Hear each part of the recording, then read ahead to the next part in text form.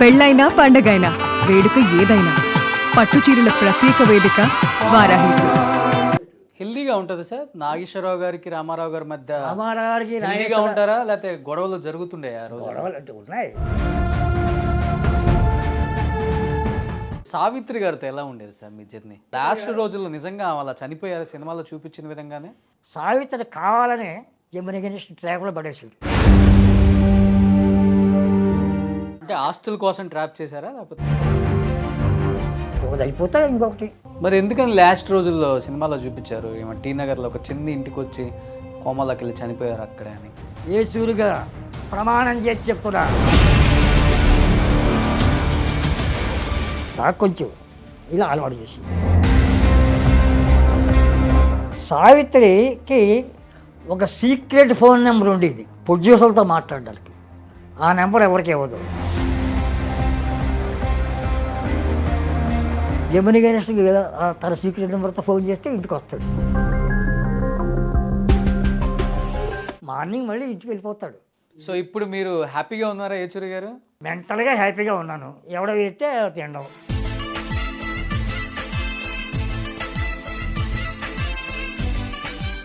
ఏ ఇబ్బంది వచ్చినా కానీ ఫోన్ చేయండి. Hi hello, welcome to Suman TV. నేను మీ రోషన్. ప్రజెంట్ నాతో పాటు సీనియర్ యాక్టర్ ఏచూరి చలపతిరావు గారు ఉన్నారు. సో ఏచూరి చలపతిరావు గారు అంటే దాదాపు 1000కి పైగా చిత్రాలు చేశారు. అప్పుల్లో శోభన్ బాబు గారు, ఎన్టీఆర్ గారు, ఏఎన్ఆర్ గారు, కృష్ణ గారు, కృష్ణరాజు గారు కాంబినేషన్లో. సో చన్నపట్నం వచ్చామంటే మనం ఆల్మోస్ట్ 100 ఇయర్స్ సినిమా ఇండస్ట్రీ కెరీర్లో దాదాపు 60-70 సంవత్సరాల అనుభవం ఉన్న ప్రతి ఒక్కరిని కూడా కదిలించి ఆ రోజుల్లో గోల్డెన్ డేస్ ఎలా ఉంటాయో తెలియజేయడం జరుగుతుంది.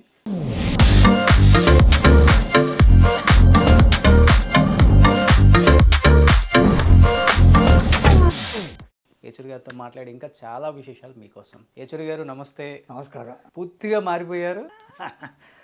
ఓల్డ్ అయిపోయాను కదా. ఓకే, ఎన్ని సంవత్సరాలు వచ్చేసాయి ఇప్పుడు? ఇప్పుడు నాకు 84లోకి వచ్చాను.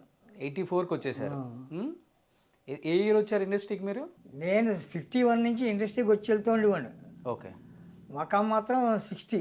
1960.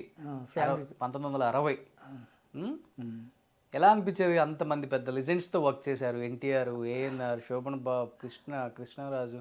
ఎలా అనిపిస్తుంది సార్ ఇప్పుడు తలుచుకుంటున్నప్పుడు, ఆ మూవీస్ చూస్తున్నప్పుడు? ఆ రోజులు హీరోలంతా కూడా బ్రదర్స్ లాగా అలాగా ప్రవర్తించేవారు. గర్వం లేకుండా ఉండేవారు. మమేకమైపోయేవాళ్ళం. చిన్నాడు పెద్దాడు అని తేడా ఉండేది కాదు. ఎన్టీ రామారావు గారు అయితే సెట్కి వస్తే జూనియర్ ఆర్టిస్టులని పేర్లు కొంత తెలిస్తే ఎలా ఉన్నారా, మీ అంతా ఎలా ఉన్నారు, బాగున్నారా అని పలకరించి అక్కడే కుర్చీ వేసి కూర్చునేవాడు. ఇప్పుడు అది లేదు. తిన్నంగా హీరో 4 బాడీ గార్డులతో వచ్చి రూమ్లోకి వెళ్ళిపోతాడు. వెళ్ళిపోయిన తర్వాత పేపర్ తమ్మంటాడు, స్క్రిప్ట్ ఈవేళ డైలాగ్స్ ఏంటని. ఆ పక్కన 3 మిత్రులు ఉన్నారనుకోండి, ఈ డైలాగ్ కొట్టేస్తాడు, ఈ డైలాగ్ కొట్టేస్తాడు, ఈ డైలాగ్ కొట్టేస్తాడు. నేను చెప్తే చాలే ఒకటి చేత ఒక డైలాగ్ చెప్పించండి. ఓకే, అలాంటి హీరో ఇప్పుడు ఉన్నారు. ఓకే, అంటే వాళ్ళని తప్పు పట్టలేదు. కాలంతో పాటు వెళ్ళిపోతుంది, కాలం మారిపోతుంది కదా. ఇప్పుడు టెక్నికల్గా చాలా అభివృద్ధిలోకి వచ్చింది పరిశ్రమ. అంటే ఫారిన్ పిక్చర్స్లా ఉన్నాయి. ఫారిన్ పిక్చర్స్లా ఉన్నాయి మన పిక్చర్స్. ఫారిన్ పిక్చర్స్ని పోటీ పడుతున్నాయి. కాకపోతే ఏంటంటే థియేటర్లు ఖాళీ అవుతున్నాయి. టీనేజ్ వాళ్ళు అభిమానులు చూస్తారు. ఈ రోజుల్లోనేమో 150 days, 100 days, 375 days అవన్నీ ఉండేవి. అవును, ఇదివరకు నాణ్యమైన 4వ వారం, పసందైన 10వ ఇలా వేసేవారు. 50 రోజు పోస్టర్ వేసేవారు. 50 మాత్రం వారం వేసేవారు కాదు, పోస్టర్ మాత్రం 50వ రోజు అనగానే పెద్ద హిట్ కింద లెక్క అనమాట. తర్వాత 100 days అలా ఆ రోజులు వేరు. ఈ రోజులు ఎన్ని రోజులు? 4వ రోజు, 5వ రోజు, 6వ రోజు తీసేస్తాడు. కాకపోతే ఏంటంటే హోల్సేల్ మార్కెట్లో ఏదో ధాన్యం అమ్ముతారు, అలాగే సినిమాలని పెట్టి వేలంపాట పెట్టినట్టుగా ఉంది సినిమాల వ్యవహారం. కాకపోతే టెక్నికల్గా బాగా పెరిగింది. మనం పోటీ పడవచ్చు, అమెరికాతో పోటీ పడాలి, జపాన్తో పోటీ పడాలి అని పెద్ద పెద్ద దేశాలతో పోటీ పడాలి అనుకోవడంలో అవసరం ఉంది. కానీ ఆ పోటీ ఎప్పటికీ పడలేము, వాళ్ళతో సమానం కాలేము.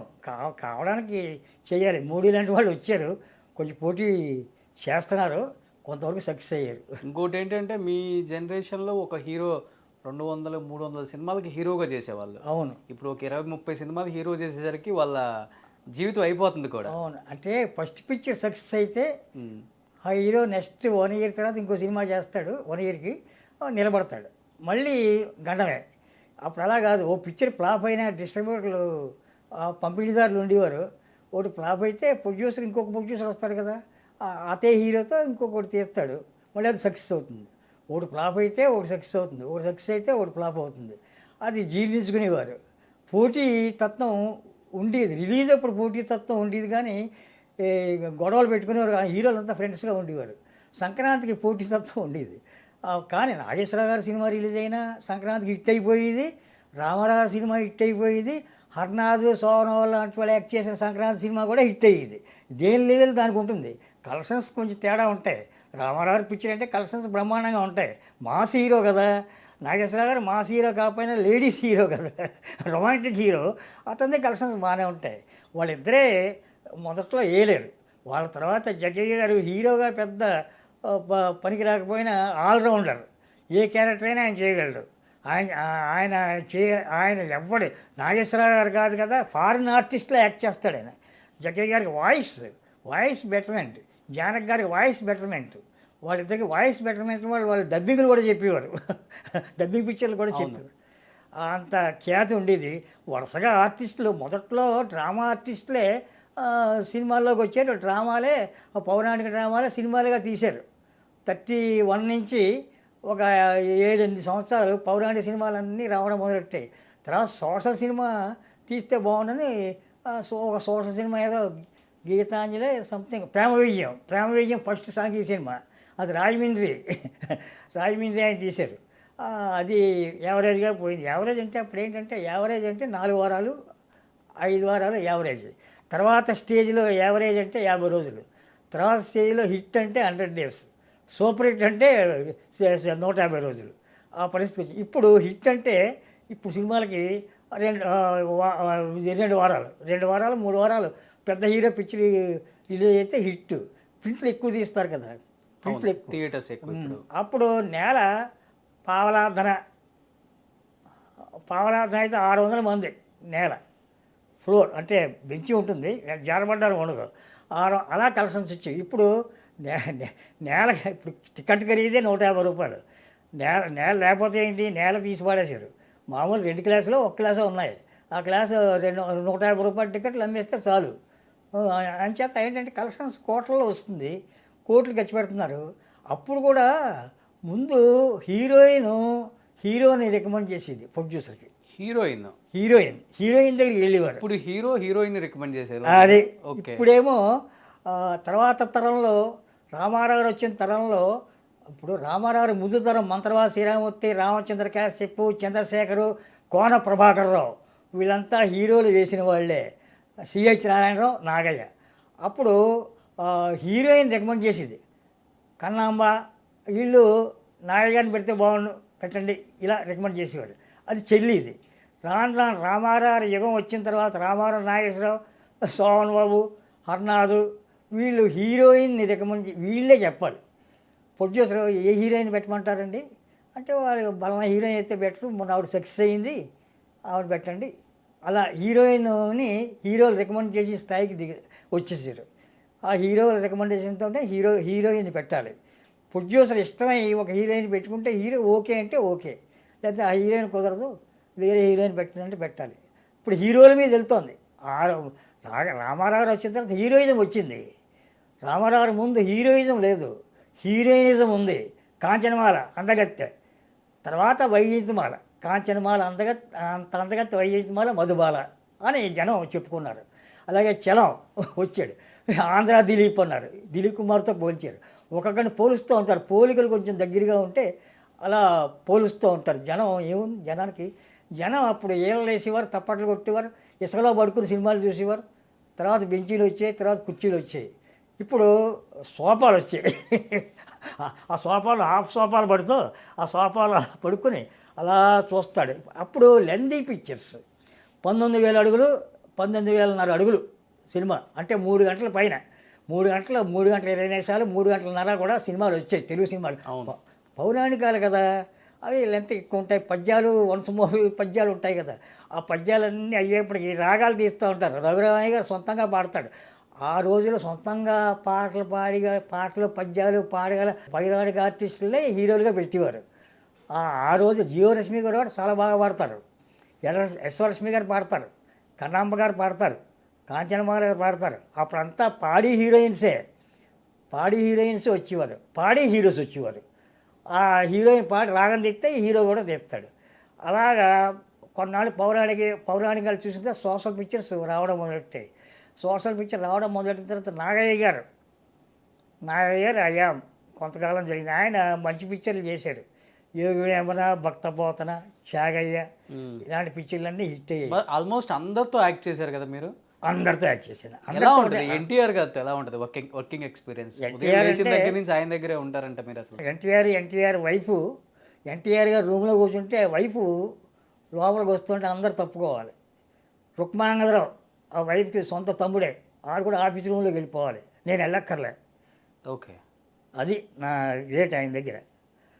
ఆవిడ రాగానే ఇలా నమస్కారం పెడతాను. కూర్చోండి ఏచూరు పంతులు గారు, అలా నిలబడతారే అంటుంది. ఎన్టీఆర్ గారికి మేనమావ కూతురు ఆవిడ. ఎన్టీఆర్ గారి సొంత మేనమావ కూతురు. ఎన్టీఆర్ గారు మాట్లాడుతున్నా ఏచూరు గారే చెప్పు, ఏం పర్వాలే అంటాడు. ఏంటి విషయం, ఏంటి ఇలా వచ్చావు, ఏంటి ఇంట్లోంచి ఇలా వచ్చావేంటి, విషయం చెప్పు వింటాడు నా ఎదురుకుండానే. అయిన తర్వాత వస్తానండి అని వెళ్ళిపోతుంది లోపలికి. చాలా గంటకు ఒక మాట మాట్లాడుతుంది. నాగేశ్వర వైఫ్ అయితే గంటకి 1000 మాటలు మాట్లాడుతుంది. ఆవిడతో కూడా పరిచయం. ఆవిడ భోజనం కూడా చేశాను, ఆవిడ వడ్డిస్తే కూడా భోజనం చేశాను. భానుమతి గారు వండి వడ్డిస్తే భోజనం చేశాను, అంజలిదేవి గారు వండి వడ్డిస్తే భోజనం చేశాను. అదృష్టం దక్కింది. లైఫ్ స్టైల్ ఎలా ఉంటుంది ఎన్టీఆర్ గారిది? ఉదయం లేవగానే పైన పడుకుంటాడు, కింద ఆఫీస్ రూమ్ చిన్నది, ఒకటి పెద్ద రూము. ఆ చిన్న రూములో ఆయన ఉంటాడు, పెద్ద రూములో మేనేజర్లు వాళ్ళు ఉంటారు. ఆ డెస్క్ దగ్గర ఒక మైక్ పెడతాడు. ఆ పెద్ద రూములో ఏం మాట్లాడుకుంటున్నారో అన్నీ అందులో వినపడతాయి ఆయనకి. అవునా? చాలా తెలియదు. బెల్ల కొడతాడు. ఎరా ప్రసాద్, ఏంటి వాగుతున్నావేంటి, గట్టిగా అరుస్తున్నావేంటి, ఎవరి మీద అంటే మన బాయిగాడి మీద అరుస్తావా? బాయిగాడు అంటావేంటి, బాయిగారు అనాలి, ఏకవచన ప్రయోగం చేయకు, పో లోపలికి. అంచేత సైలెంట్ అయిపోయి ఆయన వింటాడని చెప్పి సైలెంట్ అయిపోయి గుసగుసలు మాట్లాడుకుంటుంటారు. హరికృష్ణ వస్తాడు, అంటాడు. కొంచెం లెక్క చేయడు, చూస్తే మళ్ళీ భయమే.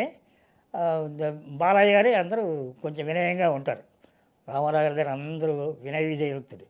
కూతుళ్ళు అందరూ ఒక రూమ్లో చేరతారు, ఎదురుకుండా రూమ్ ఉంటుంది. ఆ రూమ్లో కబుర్లు చెప్పుకుంటూ ఉంటారు. చదువులు అయిపోయిన తర్వాత దగ్గుబాటి వెంకటేశ్వర గారు ఇక్కడే ఎక్కువ ఉంటుండేవాడు. రోజు నేను 4 o'clock కల్లా వెళ్ళాలి, evening night 4 o'clock morning, early morning 4 o'clock ఆయన వెళ్ళాలంటే అక్కడికి అప్పుడే వెళ్ళాలి. అంటే 6 గంటల తర్వాత వచ్చేవాళ్ళు కూడా ఉంటారు, 9 గంటల లోపుగా రావచ్చు. నేను ముఖ్యంగా వెళ్ళాలి, భూతాల రాజు గారు వెళ్ళాలి. భూతాల రాజు గారు కొంచెం లేటుగా వస్తాడు. నేను ముఖ్యంగా వెళ్ళిన తర్వాత ఆయన పైనుంచి ఈశ్వరి గారు 5 minutes అంటాడు. పైనుంచి కూర్చుంటాను, వచ్చేస్తాడు. మరిచెంబు చేతిలో మరిచెంబు ఒకటి ఉంటుంది, కంచు మరిచెంబు. ఓకే, సారీ రాగి మరిచెంబు. దానికి ఒక మూతలో చిన్న గ్లాసు నీళ్ళు అది తెచ్చుకుంటాడు. బొడ్లో తాళం ఒకటి ఉంటుంది, కీ, లుంగి కట్టుకుంటాడు, ఒకసారి పంచి కట్టుకుంటాడు, రకరకాల డ్రెస్సులు, అంటే ప్యాంటు గింటి వేయడు. బొట్లు, ఓ రోజు నల్ల బొట్టు, అగులు బొట్టు, ఓ రోజు కుంకుమ బొట్టు, ఓ రోజు ఏదో రకరకాలుగా బొట్లు. మెడలో ఇదివరకు వేసుకుని వాడు తర్వాత తీసాడు రుద్రాక్ష ఎంత ఉంటుంది. చేతులకి ఉంగరాలు ఉంటాయి, ఉంగరాలు 4 వేలకి 4 ఉంగరాలు, ఈ 4 వేలు 4 ఉంగరాలు. అలా బొట్టుతోటి దైవాంశ సంభూతుల్లో ఉంటాడు. ఆ దిగి వచ్చేటప్పుడు స్నానం చేసినప్పుడు వెంటనే పైన కొబ్బరికాయ కొట్టిన చప్పుడు వినపడుతుంది. తల్లికి కొబ్బరికాయ కొట్టి అగర తెలిగించి మన కొబ్బరికాయ కొడతాడు. కొట్టి మెల్లిగా కిందకి స్టెప్స్ దగ్గుతాడు. అంటే కింద బిఎస్ సుబ్బారావు డైరెక్టర్లు వీళ్ళంతా వచ్చి ఉంటారు కదా ఇన్వెస్టిగేటర్లు. వచ్చేస్తాడు ఎలక్ట్ ఆ దగ్గు అలా అంటే దగ్గుతూ ఉంటే నేను వస్తున్నాను అని అర్థం. రాగానే ఆయన మరిచెంబు కానీ ఆయన ముట్టుకోవడం కానీ చేయకూడదు. కాళ్ళ మీద పడవచ్చు, పడి వాళ్ళు పడతారు అభిమానులు. రాగానే పడకూడదు, ఆయన బయటకు వచ్చిన తర్వాత పడాలి. లోపలికి వెళ్ళి బయటకు వచ్చిన తర్వాత పడవచ్చు, లోపల పడవచ్చు. ఆ తాళం ఆయనే తీయాలి. నాకు కొత్తలో తెలియక తాళం అంటాడు అంతే, అని కళ్యాణం చేస్తాడు. ఆ తాళం ఆయనే బొడ్లో తీస్తే మరిచేం మొదలకుండా మరిచేం ఇలాగే పట్టుకుని తాళం అలా తీస్తాడు. తీసి ఆఫీస్ రూమ్ది ఆఫీస్ ఉంది. లోపలికి వెళ్ళి ఓ దగ్గుతాడు, తలుపు వేసేస్తాడు, గడిగేయడు, జాలు వేసేస్తాడు, వేసి అగరతో వేస్తాడు. అక్కడ తండ్రి ఫోటో ఉంటుంది. ఆ చిన్న రూమ్లో తండ్రి ఫోటో, పైన ఆయన రూమ్లో మదర్ ఫోటో. అయిన తర్వాత పక్కన నేను ఉంటాను కదా బయట, ఏచర్ గారు ఎవరు వచ్చారు, బిఎస్ సుబ్బారావు గారు వచ్చారండి పంపండి, వెంకటరావు గారు వచ్చారండి, అప్పారావు గారు వచ్చారండి, బిఎస్ సుబ్బారావు గారిని పంపండి. ఏం గురువు గారు నమస్కారం, ఏంటి ఏంటి విశేషాలు, నాకేమైనా సినిమా ఇప్పుడు ఏమి లేవు ప్రస్తుతం, ఇస్తా, తొందరపడకండి, లైన్లో వస్తున్నాను కదా, ఒకటి వచ్చింది అది మీకు చెప్తా. టీ అందరికీ ఇవ్వడం, టీ ఆయనకి ఇష్టమైన, ఆయనకి ఎవడైతే అడ్వాన్సులు పట్టుకొస్తారో పెట్టి, కొత్త పెట్టి తీసుకుని అందులో అడ్వాన్స్ పట్టుకుని రావాలి. కొత్త పెట్టి, కొత్త బాక్స్ వస్తే వాడికి లోపల నుంచి టీ ఆఫర్ చేస్తాడు. ఓకే, టీ ఆఫర్ చేస్తాడు. తర్వాత పాత మిత్రులు ఉంటారు కదా పెద్ద పెద్ద, వాళ్ళకి ఆఫర్ చేస్తాడు టీ. కూర్చుంటారు. ఈయన పొద్దునే లేవగానే ఈ తాళం తీసిన తర్వాత రే రాము అని పిలుస్తాడు. ఆ గేట్ మీద వస్తాడు. రెడీ చేసావా అంటాడు. చేసాను సార్. కల్వంలో దాని పింగాణి కల్వంలో బాదం పలుకులు ఒక 6 పలుకులు ఆడు కొట్టి నూరాలి రోజు, ఆడు డ్యూటీ ఇది. నూరి లోపలికి వెళ్ళి ఎన్టీ రామారావు మిస్సెస్ ఆవు పాలు వేడి చేసి ఇస్తుంది, అందులో వేయాలి. వేసి కలిపేసి ఈయనకి ఇస్తాడు పట్టుకొచ్చి. ఈయనకి ఇస్తే ఈయన తాగేస్తాడు అనుకుంటాడు. ఈయన పొద్దున్న లేవగానే మొహం కడుక్కోకుండా ముందు గేడి దగ్గరికి వచ్చి, కిందకి దిగి గేడి దగ్గరికి వచ్చి రాము అని పేరు పెట్టాడు. కపిల గోవు దూడ, దానికి నమస్కారం పెట్టి నిమిరి రాము బాగున్నావా, చాలా సంతోషం అని ఇలా నమస్కారం పెడతాడు. నేను కళ్ళారా చూసే లోపలికి వెళ్ళిపోతాడు. కొంచెం కళ్ళు చెవురుస్తాయి ఆయనకి. లోపలికి వెళ్ళి దైవాన సంభూతుడే.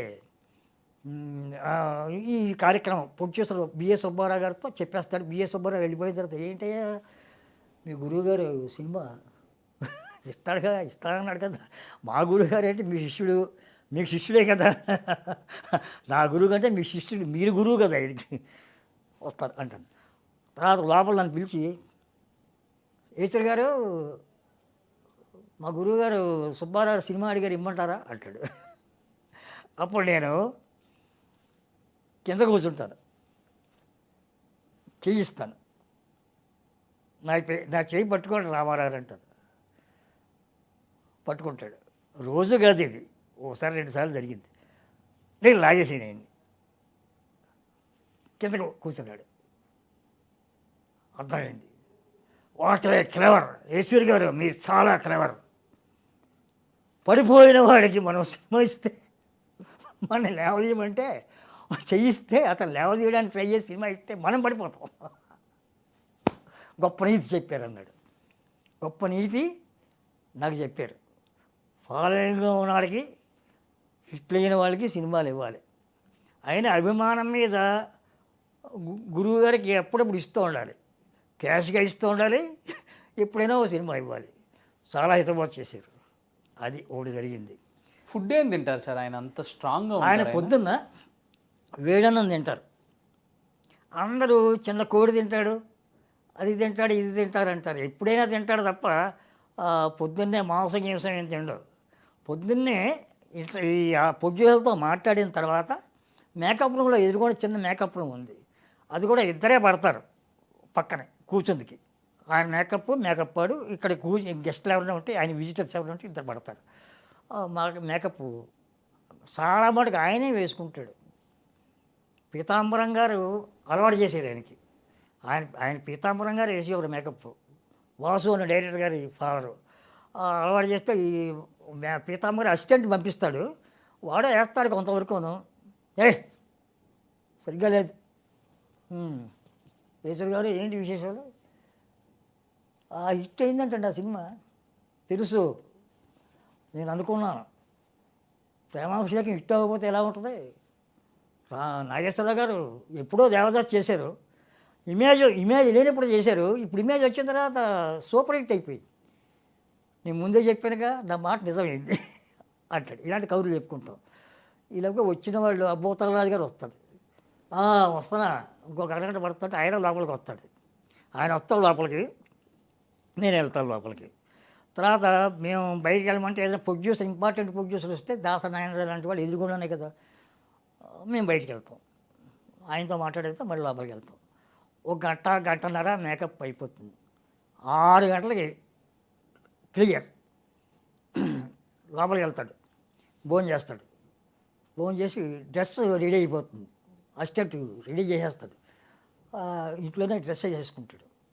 డ్రెస్ చేసేసుకుని కింద కూడా ఇల్లు ఉంది, పైన కూడా ఇల్లు ఉంది. కస్తూరి శివరావు అని ఒక కమెడియన్ ఉండేవాడు పూర్వం. ఒక ఏలికి ఏలేడు. హీరోయిన్ల కంటే ఎక్కువ రెమ్యునరేషన్ తీసుకున్నాడు. బాలరాజులో ఆయనే ఎక్కువ ఓకే, నాగేశ్వర కంటే కూడా. ఆయన 2 ఇళ్ళు కొన్నాడు. కట్టాడో తెలీదు, పక్క ఇల్లు. ఆయన సొంత సినిమా తీశాడు నాగేశ్వర గారితో. పెద్ద ఫ్లాప్ అయింది. పరమానంద శిష్యుడు కథ. సిఎస్ఆర్, నాగేశ్వరరావు, లక్ష్మీరాజ్యం సీనియర్, గిరిజ, శివరావు, రేలంగి అందరూ ఉన్నారు. అందరు కమెడియన్స్ ఉన్నారు అప్పట్లో. అది ఫ్లాప్ అయ్యేప్పటికి బాకీ పడ్డాడు. డిస్ట్రిబ్యూషన్ కదా. ఒక ఇల్లు అమ్మేద్దాం అనుకున్నాడు. ఆ టైంలో రామారావు గారు కొత్తగా వచ్చి పాతాళ భైరవి అయిపోయింది. పాతాళ భైరవి టైంలో ఒక ఇల్లు కట్టాడు వెంకటాచపురంలో రామారావు గారు. 28 రోజుల్లో కట్టాడు. త్రివిక్రమరావు తమ్ముడు చెప్పాడు. తమ్ముడు 28 రోజుల్లో ఇల్లు కట్టాడు. ఆ ఇంట్లోనే ఉండేవాడు రామారావు గారు. ఆఫీసు అదే, రామారావు గారు త్రివిక్రమరావు కలిసి ఉండేవారు అన్నదమ్ములు. తర్వాత ఈ ఇల్లు బజుల్లారెడ్డిలో 28 నెంబర్ ఇల్లు కొన్నాడు శివరావు దగ్గర కొని ఈ ఇంట్లోకి మారాడు. తమ్ముడేమో ఆ ఇంట్లో ఉన్నాడు. అది 1953లో మారాడు. 53 నుంచి బజుల్లారెడ్డి రామారావు గారి ఇల్లు. అదే అశేష ఆ రామారావు కీర్తి బావుటాన్ని ఎగరేయడానికి వచ్చిన సినిమాలు అన్నీ కూడా అక్కడే తీయబడ్డాయి. బజుల్లారెడ్డిలో పౌరాణికాలేంటి, సాంఘికాలేంటి, చరిత్రాత్మకాలేంటి అన్నీ కూడా అక్కడే తీసి పురుడు పోసుకున్నాయి. అన్నీ సూపర్ హిట్లు. హెల్దీగా ఉంటుంది సార్. నాగేశ్వరరావు గారికి రామారావు గారి మధ్య రామారావు గారికి హెల్దీగా ఉంటారా, లేకపోతే గొడవలు జరుగుతుండే? ఆ రోజు గొడవలు అంటే ఉన్నాయి. గొడవలు అంటే నాగేశ్వరరావు గారు నాగేశ్వరరావు గారు సారంగపాణి స్ట్రీట్ టీ నగర్లో ఉండేవారు. రామారావు గారు బజుల్లావు రోడ్ టీ నగర్లో ఉండేవారు. బస్సులు వచ్చేవి. ఫ్యాన్స్ లేడీస్ ఫ్యాన్స్ రామారావు గారికి ఎక్కువైపోయారు. పౌరాణికాలు చేయడం మొదలెట్టాడు కదా నాగేశ్వరరావు గారికి. ఆ ఛాన్స్ తక్కువ. దాంతో బస్సులన్నీ రామారావు గారిని చూడాలనేవారు. డ్రైవర్తో ముందే మాట్లాడేవారు, కండక్టర్తో. మమ్మల్ని బస్సులో అంటే ఇంటి దగ్గర నుంచి బయలుదేరేవారు. వాళ్ళు ఊళ్ళ నుంచి బయలుదేరి బస్సులో వస్తూ ఉండేవారు. 9-10 బస్సులు కూడా వచ్చేవి. రామారావు ఇంటి దగ్గర వరుసగా ఆగేవి. ముందు బస్సు వాళ్ళు రామారావు 7 అయితే మెయిన్ గేట్ తీయమనేవాడు. గేట్ ఓపెన్ అనేవాడు. అప్పటికే రెడీ అయిపోతాడు కదా, డ్రెస్ వేసుకుని రెడీ అయిపోయేవాడు కదా. 7 గంటల కల్లా డ్రెస్తో రెడీ రూమ్ నుంచి బయటకు వచ్చేవాడు. జనాన్ని వదలబోనేవాడు. జనం అలా ఉండేవారు. నమస్కారం అయ్యా, దేవుడు మీకు నమస్కారం అయ్యా. నమస్కారం, అందరికీ నమస్కారం. ఏ ఊరు మీది? పాలకొల్లు. ఏం చేస్తూ ఉంటారు? వ్యవసాయం చేస్తానండి. ఎన్ని ఎకరాలు ఉంది? 2 ఎకరాలండి. ఆ తక్కువలో కుర్రాడు ఎవరు? మా పిల్లాడండి. మీ పేరే పెట్టాం. నా పేరేమిటయ్యా? దేవుడి పేరుది, అందరూ పెట్టుకోవచ్చు. సంతోషం. షూటింగ్ చూడాలండి. ప్రసాద్ మేనేజర్ షూటింగ్లు చూస్తారంట. వాయిన్ స్టూడియో ఆ మేనేజర్ మన పిక్చర్ ప్రొడ్యూసర్ ఫోన్ చేసి ఒక 5 బస్సులు వస్తున్నాయి, లైన్లో పంపించమని ఏర్పాటు చేయి. చూద్దరు కానీ తప్పకుండా వస్తాం. మీది ఎవరు? మాది కాకినాడ అండి. సంతోషం. ఇంత అభిమానం పెట్టుకుని ముందు నా దగ్గరికి వస్తారు ఎందుకు? ముందు ఆ వెంకటేశ్వర స్వామి దగ్గరికి వెళ్ళాలి, వెళ్ళి నా దగ్గరికి రావాలి. కాదండి, మీ దగ్గరికి వచ్చి వెంకటేశ్వర స్వామి దగ్గరికి వెళ్ళి అక్కడ గుండ్లు కొట్టించుకొని నామాలు పెట్టుకొని మా ఇంటికి హ్యాపీగా వెళ్తాం. మీ గురించి వెంకటేశ్వర స్వామికి చెప్పాలిగా, మీ గురించి వెంకటేశ్వర స్వామికి ఇంకా మీరు ఇలా పౌరాణికాలు వెయ్యాలి, ఇలా మంచి మాకు జీవితకాలం మాకు సరళత తీర్చాలి, మిమ్మల్ని మీ పిక్చర్ మేము చూస్తూ ఉండాలి. 100 సార్లు చూస్తా, ఇంకోటి 50 సార్లు చూస్తా, ఇంకోటి 30 సార్లు చూస్తా. మీ గద ఎంత బరువు ఉంటుందండి, మీ గద ఎంత బరువు ఉంటుందండి, ఇలా అడుగుతుంటారు. రామారావు గారు తన సొంత సినిమాలకి బరువైన కిరీటం, బరువైన గద, డ్రెస్సులు, చెప్పులు అన్నీ ఆయనే సొంతంగా తయారు చేసుకుని పెట్టుకుంటారు వీరత్వం కోసం. అవి వేరే వాళ్ళ పిక్చర్లలో ఆయన యాక్ట్ చేస్తే వాళ్ళు అడిగితే దానికి మరి రెంట్ తీసుకుంటారేమో తెలియదు, వాడతాడు. సాధారణంగా వాడు తన సినిమాలకే వాడతాడు. కృష్ణపాండే విజయంలో సింహం మీద చేసిన బొమ్మ ఉంటుంది ఇలాగా, అది ఆయనే తయారు చేయించుకున్నాడు. ఆ తయారు చేసుకుని హైదరాబాద్లో స్టూడియో, పెద్ద స్టూడియో ఉంది కదా, ఆ స్టూడియోలో ఆయన మెడ్రాసం చేస్తే ఆ స్టూడియోలో రూమ్లోనే ఉంటాడు. ఆ రూమ్లో పెట్టుకున్నాడు. నేను ఆయనతో షూటింగ్ వెళ్ళినప్పుడు ఆయన రూమ్లోనే ఉన్నాను. తర్వాత ఇక్కడ చూసిన తర్వాత నాగేశ్వరరావు గారి దగ్గరికి వెళ్తారా? బస్సులు నాగేశ్వర ఇక్కడ లేడుగా. నాగేశ్వర వెళ్ళిపోయిన తర్వాత దొంగలవాదర సినిమా 60వ సినిమా, దాంతో నాగేశ్వరరావు హైదరాబాద్ మకాం పెట్టేసాడు. మకాం పెట్టి అంటే ఆయన ఉన్నప్పుడు, నాగేశ్వరరావు ఉన్నప్పుడు నాగేశ్వరరావు దగ్గరికి వెళ్తాడు. రామారావుని చూసి నాగేశ్వరరావు దగ్గరికి వెళ్తాడు. నాగేశ్వరరావు దగ్గరికి వెళ్ళి ఆశ్చర్యం ఏంటి, కొమ్మూరు సాంబశివరావు దగ్గరికి వెళ్తాడు.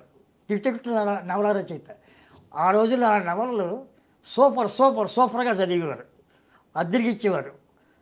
కొమ్మూరు సాంబశివరావు మీరు పుట్టుంటారో లేదు తెలియదు. ఆయన దగ్గరికి వెళ్తారు. పక్క వీధే కాబట్టి ఘంటసాల గారి దగ్గరికి వెళ్తారు. ఘంటసాల గారి దగ్గరికి, నాగేశ్వర గారి దగ్గరికి, అంజనీ గారి దూరం, సావిత్రి గారి దగ్గరికి, అందరి దగ్గరికి వెళ్ళిన తర్వాత సాయంత్రం వరకు సాయంత్రానికి బీచ్కి చేరుతారు బస్సులు. చేరిన తర్వాత అక్కడి నుంచి ప్రయాణం మొదలెట్టి వాళ్ళు. సావిత్రి గారితో ఎలా ఉండేది సార్ మీ జర్నీ? సావిత్రి గారు రోజుల్లో నిజంగా అలా చనిపోయారు సినిమాలో చూపించిన విధంగానే? సినిమాలో చూపించిన విధంగా జమినీ గణేష్ను ఎక్కువ తాగడు. అతను బ్రాహ్మణ్. అతని అసలు వైపు మ్యారేజ్ అయ్యింది. తర్వాత పుష్పవల్ని సావిత్రిలాగా పెట్టుకున్నాడు. పుష్పవల్ అంటే రేఖా మదర్, తెలుసు. అంటే సూర్యప్రభని వేదాంతరాగా పెళ్ళం గుర్తుండేది, రెండో పెళ్ళం, దాని అక్క, హీరోయిన్ ఒకప్పుడు. పుష్పవల్ తర్వాత సావిత్రి కావాలనే జమినీ గణేష్ ట్రాక్లో పడేసాడు. అతను పగల కూడా షూటింగ్ లేకపోయినా మేకప్ వేసి తిరుగుతాడు. షూటింగ్ లేకపోయినా జమినీ గణేష్ జీవితకాలం మేకప్లోనే డ్రైవ్ చేసుకుంటూ బయటకు వస్తాడు. అందరికీ తెలుసు, అది మెడ్రాస్లో అందరికీ తెలుసు. అతను మేకప్ లేకుండా ఉండలేడు. ఆస్తుల కోసం ట్రాప్ చేశారా లేకపోతే? కావచ్చు. అంటే ఆస్తి అతనికే ఆస్తుంది. అతనికి 7 కూతుళ్ళు 6 కూతుళ్ళు ఉన్నారు. డాక్టర్లు, ప్రొఫెసర్లు అలా పనిచేస్తారు. అతనికి ఏం లోటు లేదు. ఆస్తి కోసం కాదు. అతను ఒకసారి ఒకటి అయిపోతే ఇంకొకటి. ఇప్పుడు కొంతమంది స్వీట్స్ జిలేబీ తింటారు, మళ్ళీ వెంటనే ఇంకోటి చనిపోతేస్తుంది. జిలేబీ కాకుండా ఇంకోటి తింటారు. అలాగే రకరకాల మనుషులు ఉంటారు మనస్తత్వాలు. ఒకడు మందు తెగ తాగుతాడు, ఒక 40 ఏళ్ళు తాగుతాడు, తర్వాత మానేస్తాడు. కొంతమంది మానలేరు. అలాగే వ్యసనం. ఆయనకి అందగాడని పేరు. ఆయన న్యాచురల్ నటుడు. ఆయన ఇలాగా కళ్ళు చేయడు, మామూలుగా మాట్లాడతాడు డైలాగ్. జమినీ గణేష్ న్యాచురల్ ఆర్టిస్ట్. మరి ఎందుకని లాస్ట్ రోజుల్లో సినిమాలో చూపించారు ఏమో టీ నగర్లో ఒక చిన్న ఇంటికి వచ్చి కోమలోకి వెళ్ళి చనిపోయారు అక్కడే అని? సావిత్రి గారా? సావిత్రి గారు జమినీ గణేష్ మోసం ఏం చేయలేదు. సావిత్రి మందుకు అలవాటు పడింది. మందుకు అలవాటు పడితే చంద్రబాబు అని ఒక కమ్యూనిటీ ఉండేవాడు. అతనితో ఏదో ఎఫ్ఐఆర్ ఉందని అనేవారు. అని అతను అలవాటు చేసాడు అన్నారు. కానీ కాదు, నా కళ్ళారా ఏసూరుగా ప్రమాణం చేసి చెప్తున్నా, ఇది నిజం. ఇది నేను టీవీలో చెప్పలే, బుక్లో రాసే. సురభి బాలసరస్వతి అని ఒక ఆర్టిస్ట్ ఉండేది, కామెడీ వేషాలు రేలంగి వాళ్ళ దగ్గర అందరి దగ్గర చేసింది. ఆవిడ సురభ కంపెనీ నుంచి వచ్చింది, డ్రామా కంపెనీ నుంచి. అంచేత పాడగలదు, పద్యాలు పాడగలదు, పాటలు పాడగలదు, మొగాళ్ళలా ఉంటుంది, మొగాడి గొంతుక. కృష్ణుడి వేషాలు స్టేజ్ మీద సురభ కంపెనీలో వందల కొద్దీ వేసింది. ఆవిడ సినిమా ఫీల్డ్కి వచ్చింది 1945 ఆ ప్రాంతంలో. వచ్చి శ్రీలక్ష్మమ్మ కథలో శివరావుతోటి ఒక బూతు పాట, ఇద్దరు డ్యూయట్, చీటికి మాటికి చిట్టేమంటే అనే ఆ పాట, అది కట్ చేశారు తర్వాత. ఆ పాటలో కూడా యాక్ట్ చేసింది. తర్వాత రోబోత్ అనే సినిమాలో జీవన్ స్వామి అని కొత్తగా వచ్చాడు ఒక హీరో, అతని పక్కన హీరోయిన్గా చేసిన తర్వాత మళ్ళీ చేయలే. ఆవిడ ఫేసు పెద్ద ఇది ఉండదు. ఆవిడ గోపాలరావు అనే పేరు గల వాళ్ళని పట్టుకుంటూ ఉంటుంది. మొదట్లో అశ్వరాజు గోపాలరావు అని, Ashwaraju Gopalarao producer, makeup man producer అయ్యాడు. ఆ గోపాలరావు ఇలాకాలో కొంతకాలం ఉంది. వినాయక చవితి, అన్నదాత సినిమాలు తీసాడు ఆయన. ఆయన కెమెరామ్యాన్, ఆయన మేకప్ మ్యాన్గా వచ్చాడు. తర్వాత ప్రొడ్యూసర్ అయ్యాడు. అశ్వరాజ్ పిక్చర్స్ అని పెట్టి ప్రొడ్యూసర్ అయ్యాడు. అశ్విని పిక్చర్స్ అంజలిదేవితో కలిసి అశ్విని పిక్చర్స్ పెట్టి మొదటి ప్రొడ్యూసరు అతను. అంజలి పిక్చర్స్కి మొదటి ప్రొడ్యూసర్ అంజలిదేవికి, అందరూ పార్ట్నర్షిప్గా. అది మాయలమారు, అది హిట్ అయ్యింది. తర్వాత ఇతను సొంతంగా పెట్టుకుని అశ్వరాజని పెట్టుకుని సినిమాలు తీశాడు. అన్నదాత, వినాయక చవితి, ఇలాంటి దీపావళి, ఈ 3 సినిమాలు తీశాడు. ఆయన ఇలాగాలో చాలా కాలం ఉంది, కారులో తిరిగి బ్రహ్మాండంగా. ఆయన చనిపోయాడు.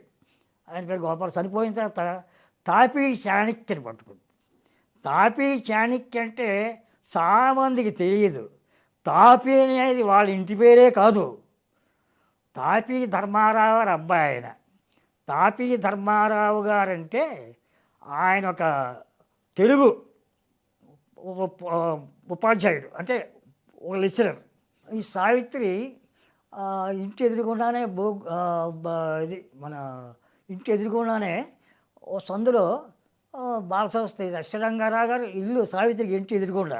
ఆ పక్క సందులో రైట్కి తిరిగితే బాలసరస్వతి అద్దుకుంటుంది. తాపీ చాణక్య అప్పుడు ఆ ఇల్లు తీసాడు, దాంతో అక్కడ ఉండేవాడు. ఆయన చనిపోయిన తర్వాత వీడికి మందు అలవాటు, డైలీ ఎన్ని బుడ్లైనా తగ్గుద్ది. షూటింగ్ లేకపోతే మంది అత్తమాన షూటింగ్లు ఉండవు కదా. అలా ఆలోచించింది. రోజు ఏంటక్క అంజలక్క ఏంటి ఖాళీగా ఉన్నా వేళ ఇంటికి వద్దాం అనుకుంటున్నాను. ఖాళీ లేదే, నేను పనిలో ఉన్నాను, నాకు షూటింగ్ ఉందని పెట్టేస్తుంది. ఇంకో దాన్ని ఫోన్ చేస్తే గిరిచెల్లి అది పెట్టేస్తుంది. ఈవిడితో ఎక్కువ ఫోన్లో మాట్లాడితే ఇంటికి వస్తానంటుంది. ఇంటికి వచ్చి మంది అంటుంది. ఈ వీటిలో పడిపోతారని చెప్పి వాళ్ళు తప్పించుకుంటారు ఎక్కువ మంది. సావిత్రి పడింది. సావిత్రి అక్క చెల్లో ఇంటికి వస్తాను రా, ఎదురుకోవడా ఇల్లు వెళ్ళింది. గంటల కూర్చుంది, అక్కడే భోజనం చేసింది, అక్కడే మంది అది ఎందుకు మంది ఏంటి, ఇది మంది తీసుకెళ్ళింది, బాలసరస్వతి తీసుకెళ్ళింది. కొంచెం ఇలా అలవాటు చేసింది. ఈమె అలవాటు చేసింది, జమినీ గణేషన్ గారు కాదు. నా బుక్లో కూడా రాశాను, బయట బుక్లో కూడా రాశాను. జమినీ గణేషన్ అలవాటు చేయలే. జమినీ గణేషన్ లైట్ మందులో పుచ్చుకోవాలంటాడు. మందుని పురికాయలు వేసి అరిచి వీధుల్లో పడి ఇలా పుచ్చుకోకూడదు, మందులో పుచ్చుకోవాలి. అదే రకం సద్బ్రాహ్మణుడు. ఇది అలవాటు చేసేప్పటికి మత్తులో పడింది సావిత్రి. ఇంకా లేవలేకపోతుంది. ఇది ఇక్కడే మాకు వేసేసింది బాలసరస్వతి. ఇంటికి వెళ్ళడం ఎందుకు, ఇంటికి ఎప్పుడూ వెళ్తుంది. వెళ్ళి చూసుకుని సామాన్లన్నీ ఉన్నాయి లేదో మళ్ళీ తాళం వేసి ఇక్కడికి వచ్చేసింది. అలాగ సావిత్రిలో మార్పు వచ్చేసింది. ఒకసారి బిజీ రెడ్డి గారు కట్ చెబుదామని సావిత్రి ఇంటికి వెళ్ళారు. బిజీ రెడ్డి గారు వెళ్తే ఇద్దరు పడుకొని ఉన్నారు, బాలసరస్వతి సావిత్రి మాట్లాడుకుంటున్నారు. బాలసరస్వతిని చూశాడు. ఏంటి ఎక్కడ ఉన్నావు అన్నాడు. ఏదో అక్కని చూడడానికి వచ్చాను. రావద్దు నువ్వు, మీ అక్కని చూడడానికి, సావిత్రి అక్కని చూడడానికి రావద్దు, అది మహానటి,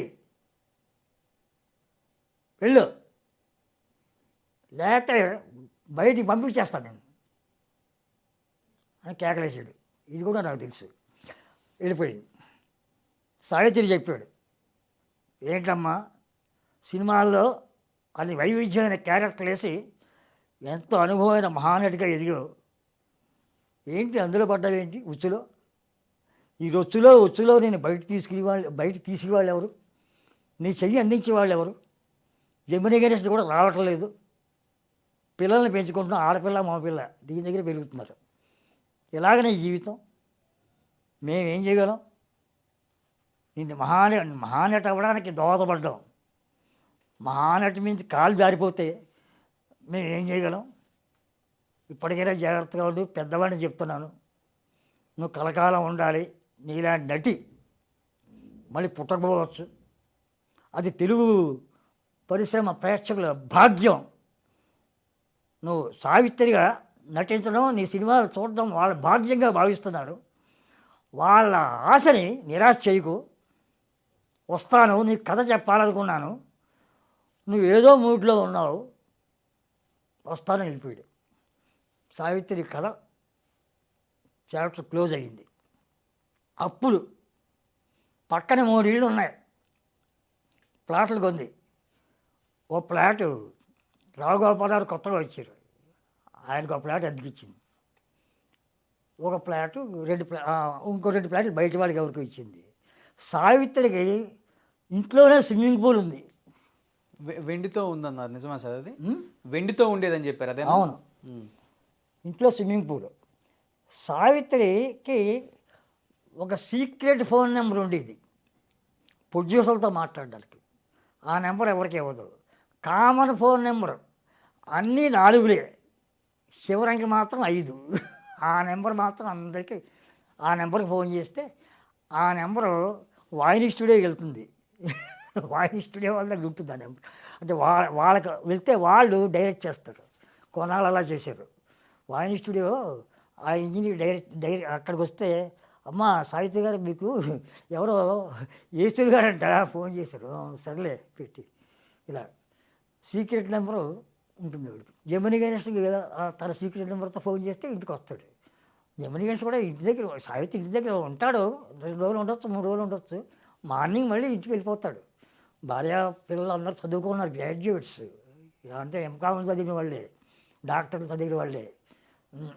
సావిత్రి జీవితం మారవాడీలు దగ్గర తాకట్లు పెట్టుకునే పరిస్థితికి వచ్చింది.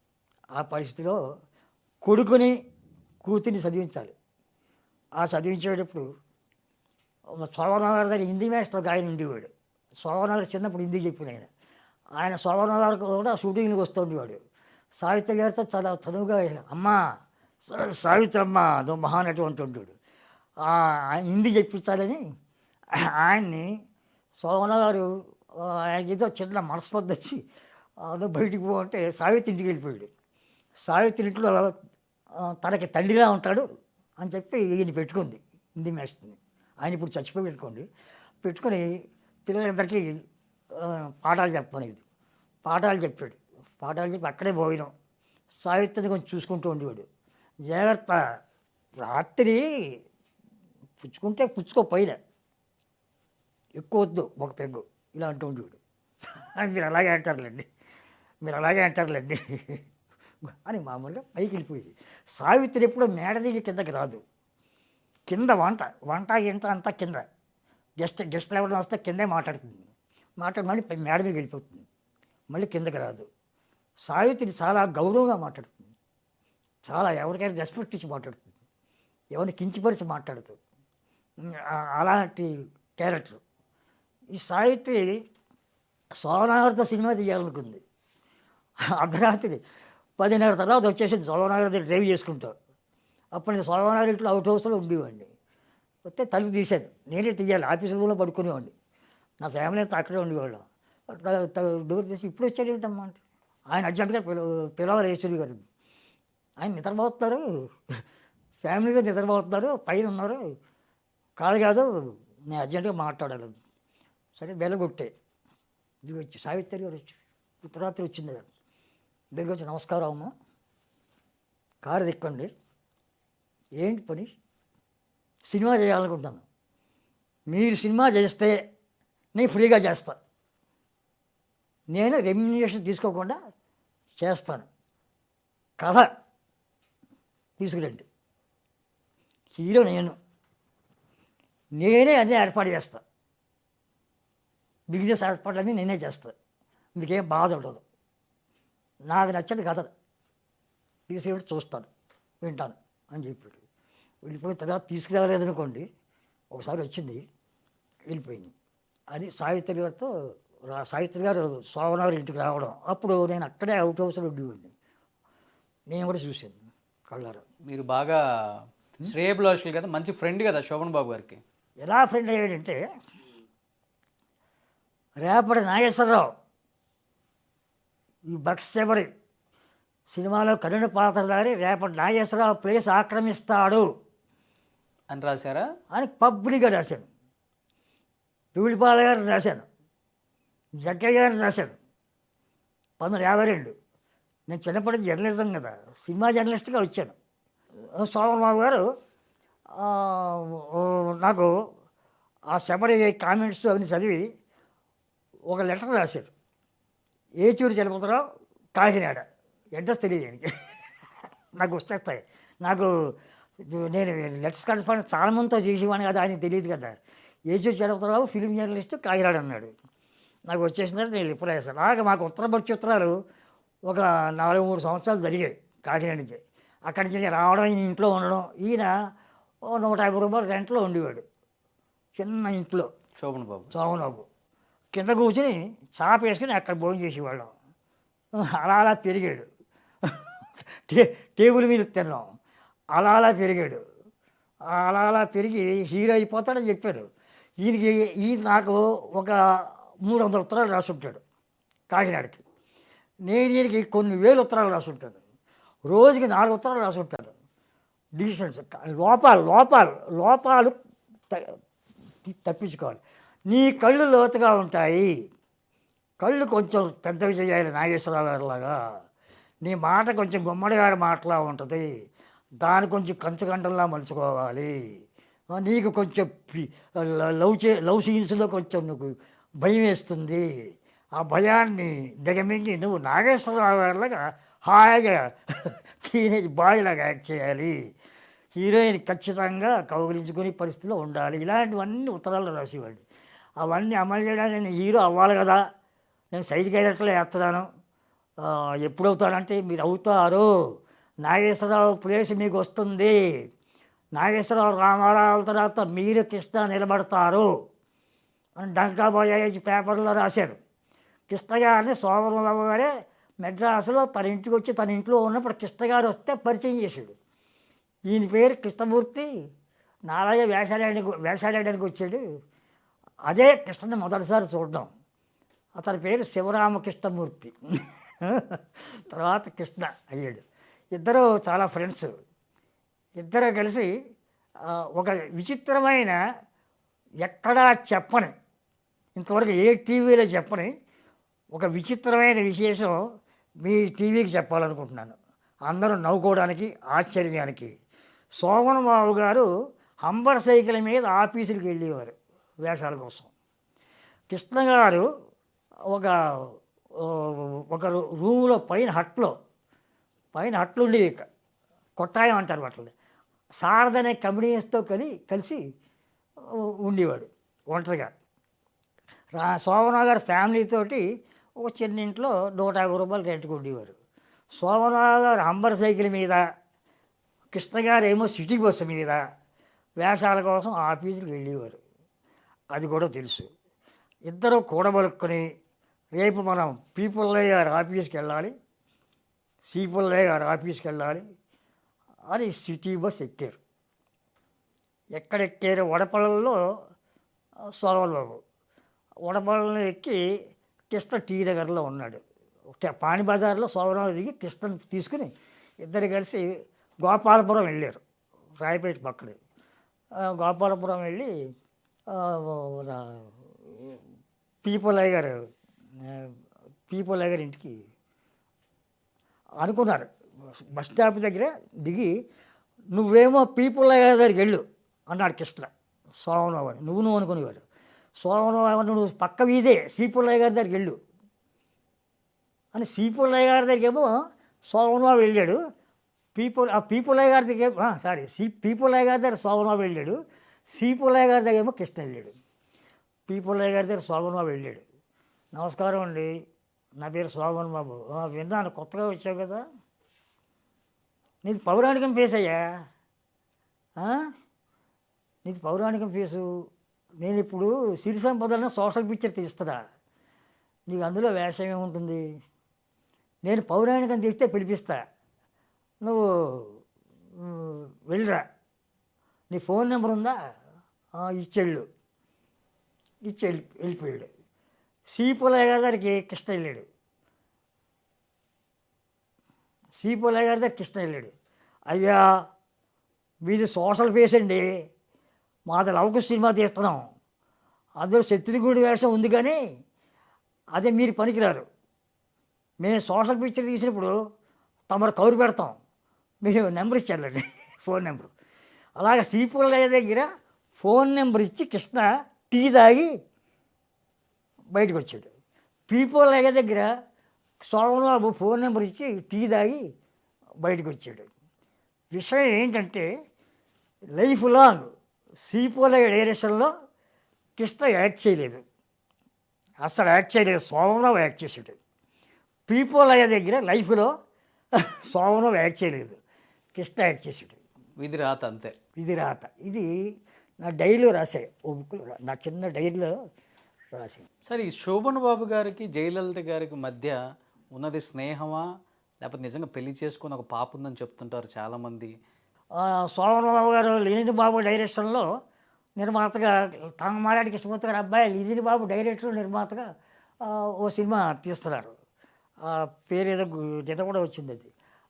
ఆ సినిమా కోసం సోమరావు గారిని అడిగారు తంగమారాడి కృష్ణమూర్తి గారు, జయలలితని పెట్టండి అన్నాడు.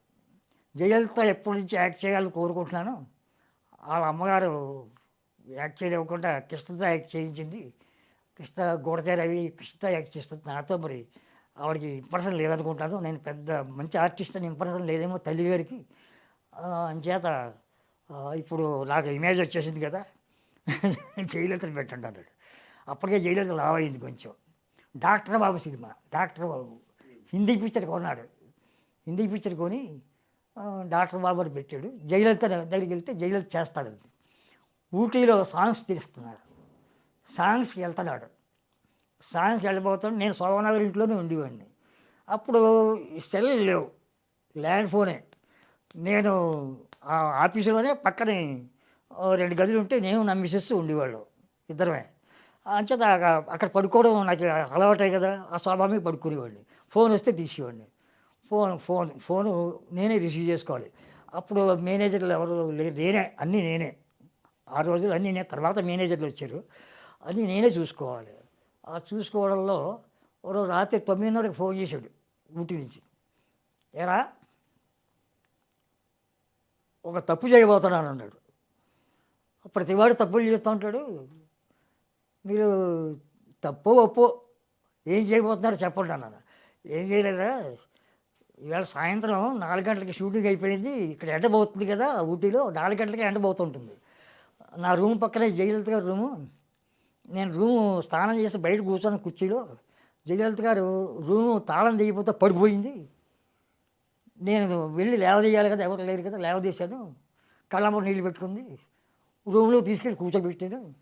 నేను బయటకు వచ్చేస్తుంటే ఉండండి, మిగతా మాట్లాడి పడింది ఉన్నాను, నాకు ఎవరు దిక్కులేరు, నాకు ఒక అన్నయ్య గారు ఉన్నాడు, అతను ఒక రకం మనిషి, ఎంజీఆర్ గారు రావట్లేదు, వెళ్ళిపోయారు.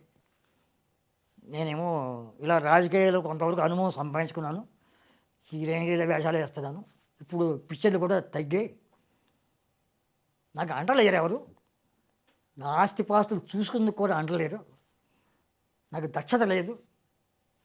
శోభరావు గారు మీ అండ కావాలి, మీరు మా దగ్గర రావాలి అందిరా.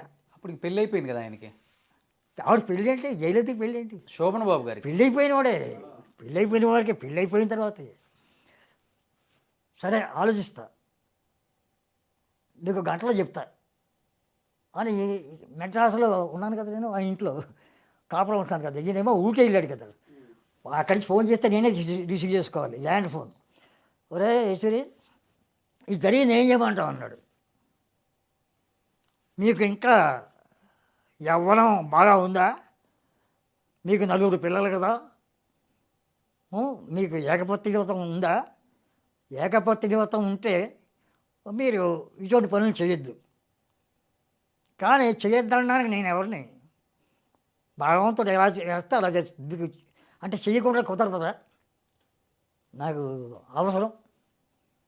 అయితే ఆవిడ మిగతా యాక్ట్ చేయకూడదు, ఇదే లాస్ట్ పిక్చర్.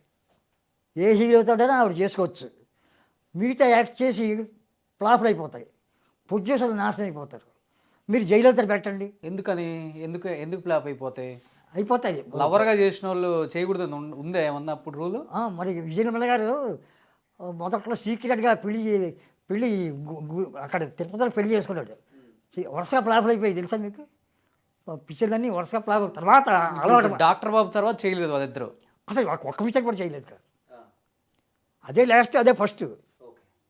మిగతా హీరోలతో చేసుకున్నారు, పెళ్లి చేసుకున్నారు శోభన్ బాబు గారు. మరి చేసుకోలేదు, పెళ్ళి లేదు, పిల్లలు లేరు. జయలలిత గారికి ఒక పెద్దమ్మ ఉంది, విద్యావతి అని, ఒకప్పుడు వ్యాంప్ వేషాలు వేసింది ఆలిబాబా 48 వాటిల్లో. ఆవిడ బెంగళూరులో ఉంటుంది. ఆవిడ బ్యాడ్మింటన్లు అన్నీ ఆడుతూ ఉంటుంది. ఆవిడ బెంగళూరులో పెద్ద విలాస జీవితం. ఆవిడ అప్పుడప్పుడు ఫ్లైట్లో చెల్లు సంజయ్ అక్క చెల్లు అక్క అంటారు, అక్క అంటాను. ఆవిడ విద్యావతి వచ్చి ఫ్లైట్ దిగుతుంటే జయలలిత బెంగళూరు వెళ్ళి తన పెద్దమ్మతో తిరిగి వస్తుంటే పెద్దమ్మ కూతురు కొడుకు కూతురు ఇలా ఎత్తుకుంది ఫ్లైట్ దిగుతూ అని అంటారు. మరి నేను కళ్ళారా చూడలే. దిగుతుంటే ఫోటోలు తీశారు, కొన్ని పార్టీల వాళ్ళు ఫోటోలు తీసి అది ప్రచారం చేశారు, సోమరావు కూతురిని. అదే, అంతేగాని అదంతా పుకారు వాస్తవమైనట్టుగా వచ్చింది నాకు తెలిసి. తర్వాత ఇప్పుడు మానేశారు, ఆ టామ్ లేదు ఇప్పుడు. చాలా కాలం మెడ్రాసులో కూడా జయలలితతో సోమనాథ్కి ఒక కూతురు ఉందంట కదా అనేవారు నాతోటి. కూతురు గడుచుకుంటే అలా ఫ్లైట్లో దిగుతుంటే ఇలా చేతితో పట్టుకుంటే ఫోటోలు తీశారు రాజకీయ వాళ్ళు, జయలలిత ఆట పట్టిద్దామని. అవతరాలు తీస్తారు కదా, జయలలిత పార్టీ అవతరాలు తీస్తారు. బట్ ఆయన మీరు చెప్పారు ఒక చిన్న రూమ్ తీసుకొని 150 రూపాయలు అద్దెకి వచ్చారు అని. అలాంటిది శోభన్ బాబు గారు మద్రాస్ని సగం కొనేశారు అని చెప్పేసి అంటారు, పెద్ద రియల్ ఎస్టేట్, కొన్ని వేల కోట్ల ఆస్తి. శోభన్ బాబు గారు 1959 ఎండింగ్లో ఏదో మ్యారేజ్ అయింది ఆయనకి. 60లో వచ్చేసే ముందు ఒక చిన్న ఇల్లు తీసుకున్నాడు. ఆ ఇల్లు తీసుకుని 50 రూపాయలు రెంటు. ఆ ఇల్లు మార్చి 150 రూపాయల రెంట్లో ఇంకో ఇంట్లోకి వెళ్ళాడు. వరుస పోర్షన్స్. అందులో సినిమాకి సంబంధించిన కేఆర్ విజయ, ఆవిడ తల్లి కూడా కొత్తగా కేఆర్ విజయని హీరోయిన్ చేయాలని, డ్యాన్సర్ చేసింది, హీరోయిన్ చేయాలని చెప్పి సోమనగర్ పక్కవాట కేఆర్ విజయ తల్లి ఉండేవారు. కేఆర్ విజయ తల్లితో ఉండేది. పక్కన ఈ వాటాలో శోభన్ బాబు పిల్లలతో భార్యతో ఉండేవాడు. పెళ్లి చేసి తీసుకొచ్చాడు భార్యని. అది పరిస్థితి. వడపల్లి ఇది మామూలు ఏరియా, అది మామూలు వరుసగా 6 పోర్షన్స్ ఉంటాయి. ఓ పోర్షన్ శోభన్ బాబు, ఓ పోర్షన్ కేఆర్ విజయ, ఇలా ఉండి. ఎన్ని వేల కోట్లు ఉంటాయి సార్ శోభన్ బాబు గారికి? ఎన్ని వేల కోట్లకు ఉంటుంది ఆస్తి? అది లెక్క తెలియదుగా. నేను ఆయన ఆస్తి బాగా సంపాదించేప్పుడు ఆయన దగ్గర లేను. 20 ఏళ్ళు బయటకు వచ్చేసాను. తర్వాత లాస్ట్ స్టేజ్లో 4 ఏళ్ళకి పోతాడనగా మళ్ళీ నన్ను నువ్వు రావాలంటే మళ్ళీ వెళ్ళే. అంతకుముందు 20 ఏళ్ళు వెళ్ళే. 20 ఏళ్ళు నేను బయటే ఆర్టిస్ట్గా అందరి దగ్గర వేషాలు వేసేవాడిని. నేను సోమనగర్ ఇంట్లో ఉంటే ఆయన పిక్చర్లో ఏదో ఒకటారే వేషాలు వేయాలి తప్ప బయట వాళ్ళు పిలిచేవారు కాదు, పిలవరు. సోమనగర్ ఇంట్లో ఉన్న ఆడికేంట్లే ఆడి పిలిచేదేంటి అంటారు. ఆయన విఠలాచార్య లాంటి వాళ్ళు నన్ను పెర్మనెంట్గా జీవితానికి పెట్టుకున్నారు. నాకు మంత్లీ శాలరీ, డిస్కషన్లో కూర్చుంటాను, స్టోరీ డిస్కషన్స్లో. విఠలాచార్య గారు జగన్మోహన్ సినిమా నేను చెప్పిందే, నాది కాదు. ఆయన ఒకప్పుడు కన్నడలో తీశారు ఆ సినిమాని, కన్నడలో తీశారు, అప్పుడు హిట్ అయ్యింది. కాకపోతే ఆ జగన్మోహిని వేరు, అందులో హీరోయిన్ ఒకతే దెయ్యం, ఇక్కడ మొత్తం దెయ్యాలు, అందరు దెయ్యాలే అని చేయమని చెప్పింది. దెయ్యాలు ఎక్కువ పెట్టండి. సో తర్వాత ఇంకా మీరు బయటకు వచ్చి సినిమాలు చేసేసారు, బయటకు వచ్చి సినిమాలు చేసేసారు ఇంకా మీరు. సోమవారం పిక్చర్ తక్కువ చేశాను, కృష్ణ గారి పిక్చర్లు అన్నీ చేసేసేవాడిని. సో బయటకు వచ్చి చేసేసారు ఇంకా. చేసేవాడిని. నేను తాతిని ప్రకాశరావు దగ్గర పెర్మనెంట్ జీతం, విఠలాచార్య దగ్గర పెర్మనెంట్ జీతం, సినిమాకి ఇంత. తాతిని ప్రకాశరావు దగ్గర పెర్మనెంట్ జీతం, సినిమాకి ఇంత. జీతం ఇంపార్టెంట్. సినిమాలో ఏదో 3 సీన్లు 4 సీన్లు ఇస్తే దాంతో మనకు గడవదు, అక్కడ 3,000 ఇస్తే గడిచిపోతుందా అని చెప్పి పెర్మనెంట్గా ఉన్నాను. ఈతరం బాబురావు గారు వచ్చిన తర్వాత నాకు ఆర్టిస్టు వాళ్ళ పిక్చర్లలో చాలా విషయం ఉంటుంది, అక్కడ వేషాలు బాగా ఇచ్చాడు. వాళ్ళ పెర్మనెంట్ అయిపోయాను. పెర్మనెంట్ అయిపోయి నాకు జీతం కాకుండా ఆయన నాకు ఫుల్ సపోర్ట్. ఆయన సినిమాలన్నీ చేశాను. టీ కృష్ణ దగ్గర చేశాను. ఆయన చనిపోయిన తర్వాత ముత్యాల సుబ్బయ్య గారు నన్ను ఎంకరేజ్ చేసి, మెడ్రాస్ నుంచి ఇండస్ట్రీ వెళ్ళిపోయిన తర్వాత కూడా ముత్యాల సుబ్బయ్య గారు, ఈతరం బాబురావు గారు నన్ను ఎంకరేజ్ చేసి హైదరాబాద్ తీసుకొచ్చి నన్ను లాడ్జి పెట్టి, లాడ్జిలో నాకు అన్నీ చూసి మళ్ళీ నేను జాగ్రత్తగా పంపించేవారు. తర్వాత అలాగా 10 ఏళ్ళు వచ్చారు. 10 ఏళ్ళు 7 ఏళ్ళు వచ్చిన తర్వాత ఇంకా మానేయండి, రెస్ట్ తీసుకున్నారు.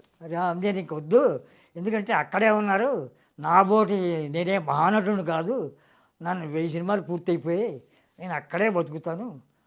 రామారావు గారు కూడా నాకు రమ్మన్నారు. రామారావు గారు కూడా రాజకీయంలోకి రానన్నాను, నాకు రాజకీయం పడదు, విరోధం అవుద్ది, ఆ రాజకీయ నాయకులు ఏదో పని చేసి పెట్టమంటారు, రామారావు గారితో లంచం ఇస్తానంటారు, అది నాకు కిట్టదు. రామారావుకి పుచ్చుకున్నానంటే రామారావు తెలుస్తుంది, గెట్ అవుట్ అని కొట్టినా కొడతాడు, బయట దోసేస్తాను, నా కెరీర్ అంతా పోద్ది. రామారావు గారు నన్ను మా పెద్ద అబ్బాయి రామకృష్ణ నువ్వే అన్నాడు. ఆయన వైఫ్ కూడా మా రామకృష్ణలా ఉంటారు, మెంటాలిటీ మీది చాలా మంచి మనసు, మంచి కళ ఉంది మీకు అంటుంటారు. తర్వాత రామారావు గారి చేత నేను తీయించిన సినిమాలు వీరబ్రహ్మం గారి చరిత్ర. రామారావు గారిని ముసలి వేషం వేసి యంగ్ హీరో వేస్తూ ముసలి వేషాలు వేయాలి మీరు, యంగ్ హీరోగానే పనికిరారు, ఇంకా అది ఫోకస్ తగ్గుతోంది, మీరు ముసలి వేషం యంగ్ హీరో వేసి ముసలి వేషానికి ఫోర్స్ పెట్టి యంగ్ హీరో ఎదుర్కొనేటట్టుగా రెండూ మీరే వేసి డిపాత్రాభినయం చేస్తే మళ్ళీ రామారావు గారు కొంతకాలం ఇండస్ట్రీలో ఒక శకం వస్తుంది అని చెప్పింది నేనే. సార్ అంత మంచి క్యారెక్టర్లు చేశారు రామారావు గారు, నాగేశ్వరరావు గారు అంటుంటారు అందరూ, ఎందుకు జమున గారిని బైకాట్ చేశారు ఆ టైం? అది కూడా ఇప్పుడు వచ్చింది మన టీవీలో. కేవలం కాలు మీద కాలు వేసుకున్న కూర్చున్నందుకే బైకాట్ చేశారు? అది కాదు.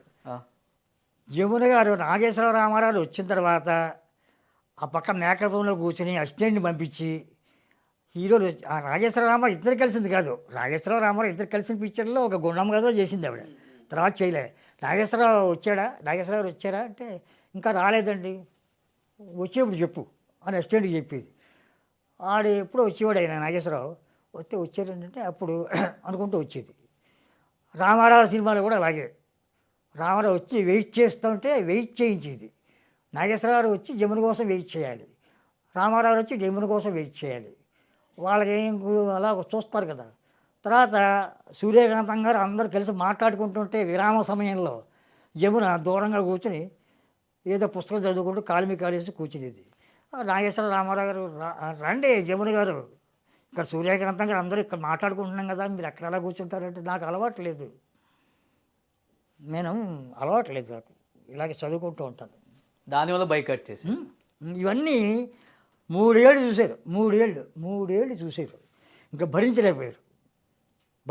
భరించలేక ఇద్దరు కూడబలుక్కుని మనం యాక్ట్ చేయకూడదు అనుకున్నారు. అలాగే వాళ్ళిద్దరు కూడబలుక్కునేవారు, కూడబలుక్కుని రేటు పెంచారు, మూగ మనుషులకు పెంచాడు నాగేశ్వరరావు 40,000 తీసుకున్నాడు మూగ మనుషులకి, అంతకుముందు 25,000 అలాగే తీసుకున్నాడు. ఇద్దరులో ఎవరికి ఎక్కువ హైయెస్ట్ రెమ్యునరేషన్, రామారావు గారికి నాగేశ్వరరావు గారికి? రామారావు గారికి ఎక్కువ. ఆయనకి రెమ్యునరేషన్ అడ్వాన్స్ ఎలా ఇవ్వాలంటే పెద్ద కొత్త బాక్స్ కొని, బాక్స్లో కొత్త నోట్లు అయితే పర్వాలేదు, లైన్ నోట్లు ఎంఎస్ రెడ్డి గారు అలా ఇస్తుండేవాడు. ఓకే, అయ్యా కొత్త బాక్స్ కొత్త లైన్ నోట్లు, లైన్ మారకుండా. అప్పుడు ఆయనకి జనం ఈ దొంగ నోట్లు తయారు చేస్తున్నాడా ఎంఎస్ రెడ్డి గారు జోక్ చేసేవాడు, ఏమని మీకు దొంగ నోట్లు ఇంట్రెస్ట్ ఉందా, కొత్త నోట్లు లైన్లో ఇస్తానంటారేంటి అంటే, అలాగా నేను బ్యాంకులో మాట్లాడుకుంటా, లైన్లో ఇవ్వాలి, పెద్ద ఆయనకి ఇవ్వాలి నోట్లు, ఇవాళ అడ్వాన్స్ ఇవ్వాలని. ఆ అడ్వాన్స్ తీసుకొస్తే ఆయనకి బెల్లగొట్టి 2 టీ అంటాడు రామారావు గారు, బాయ్ ఇంట్లోంచి టీ వస్తుంది. ఏం రెడ్డి గారు మన ఇంట్లో టీ ఎలా ఉంది, జామ్ అంటూ ఉందా? అయ్యి బాబా మీ ఇంట్లో టీ తాగితే మళ్ళీ ఇంక తాగక్కలేదండి అనేవాడు. వాళ్ళిద్దరే తాగుతారు. అంతకుముందు వచ్చిన ప్రొడ్యూసర్ కూడా అక్కడ కూర్చుంటాడు. వాడు రెగ్యులర్గా వచ్చి ప్రొడ్యూసర్. సో ఇప్పుడు మీరు హ్యాపీగా ఉన్నారా ఏచూరి గారు?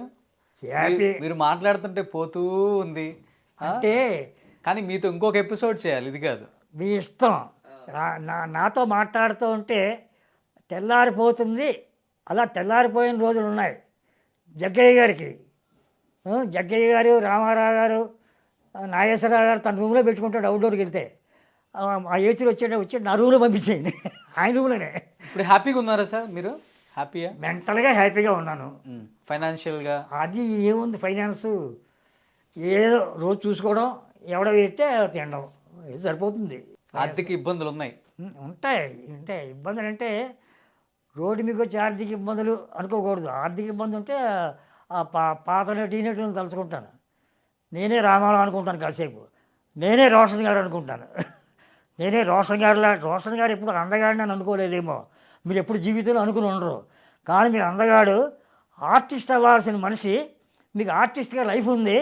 ఆ లైఫ్ కూడా ట్రై చేయండి, వేషం ట్రై చేయండి. ఈ వృత్తి వదలకండి, ఈ వృత్తి వదలకుండా మంచి వేషం వేయండి, మీరు గోల్ చేస్తారు. Thank you sir. అది చెప్పేసాను నేను. Thank you. నేను రామారావుకి, నేను శోభరావు కూడా అలాగే చెప్పేవాడిని. కృష్ణ శోభరావులతో కలిసి ఉండేవాడిని, పక్కన కూర్చొని మాట్లాడుకునేవాళ్ళం. కృష్ణ స్పీడ్గా పైకి వస్తాడు, శోభన్ బాబు అప్పుడు ఏమో అనేవాడిని. శోభన్ బాబు నువ్వు లేట్గా పైకి వస్తావు, కృష్ణ నువ్వు స్పీడ్గా పైకి వస్తావు అనేవాడిని. నేను స్పీడ్గా వస్తానా లేట్గా వస్తానా? మీరా ట్రై చేస్తే రేపే వస్తారు. ట్రై చేస్తే రేపే వస్తారు. ఓకే. మీకు ఆ ఇంట్రెస్ట్ కావాలి. ఇంకేంటంటే యాక్ట్ చేయాలి. నిన్నే నాకు అనిపించింది, నేను ప్రతి యాంకర్కి యాక్ట్ చేయమని చెప్తానా? నేను యాక్టర్గా పనికిరాను. ఓకే. ఆర్థికం కోసం, బతకడం కోసం వేషాలు వేశాను. నేను ఎప్పుడూ లెటర్ హెడ్ మెయింటైన్ చేయలేదు, తెల్ల కాగితం మీద రాశాను. ఆర్టికల్స్ అన్నీ నా జీవితకాలం తెల్ల కాగితం మీదే. లెటర్ హెడ్స్ మెయింటైన్ చేయడాలు అవి ఏమీ లేవు. మీరు వేషం మంచిది ట్రై చేయండి, మీకు ఖచ్చితంగా ఇస్తారు. మీకు ఆ పలుకుబడి గౌరవం ఉంది, ఆ టాకింగ్ పవర్ ఉంది, ఆ టాకింగ్ పవర్, వాకింగ్ పవర్ ఉంది. ఖచ్చితంగా వేస్తే ఒకటి క్లిక్ చేసింది అనుకోండి, మీ అదృష్టం. ఇది ఉంటుంది, అది ఉంటుంది. జీవిజయన్ ఆయన జర్నలిజం చేస్తూ పత్రిక నడపలేదా? రావికొండలరావు గారు జర్నలిజం చేస్తూ పత్రిక నడుపుతూ విజయ్ చిత్ర వేషాలు వేసుకోలేదా? వేషానికి మీ యొక్క ప్రొఫెషన్కి సంబంధం ఏమిటి? మీ ప్రొఫెషన్ మీరు చేసుకుంటారు. వేషం ఏడాది పొడుగుని కాల్ షీట్లు ఇచ్చేస్తారా? ఏడాది పొడుగుని కాల్ షీట్లు ఇచ్చేస్తే ఈ దీనికి రాజీనామా చేస్తారు. సో లాస్ట్ స్టేజ్లో హ్యాపీగా ఉండండి సార్. ఫైనాన్షియల్గా అంతా ఓకేనా? హ్యాపీగా ఉందా ఇప్పుడు మీకు? ఇప్పుడు మీరు నిన్ను అడిగారు ఈ ఇంట్లో ఎలా ఉంటున్నారని. నేను ప్లాట్ఫారమే పడుకొని నిద్రలు పోయిన రోజులు ఉన్నాయి మెడ్రాసులో. అంచేత అలవాటు పడిపోయాను. నాకేమీ లేదనుకోను, ఉంది అనుకోను. ఎప్పుడు ఎవరిని ఏం అడగను. ఇస్తే తీసుకోవడం తప్ప ఇవ్వకపోతే ఇవ్వలేదు అని ఎక్కడా ఉండదు, ఎక్కడా అసలు. నాకంతా సాయిబాబా చూసుకుంటాడు. బాబా దర్శనం అయింది. నన్ను అందరూ శారద గారు వాళ్ళు ఫోన్ చేసి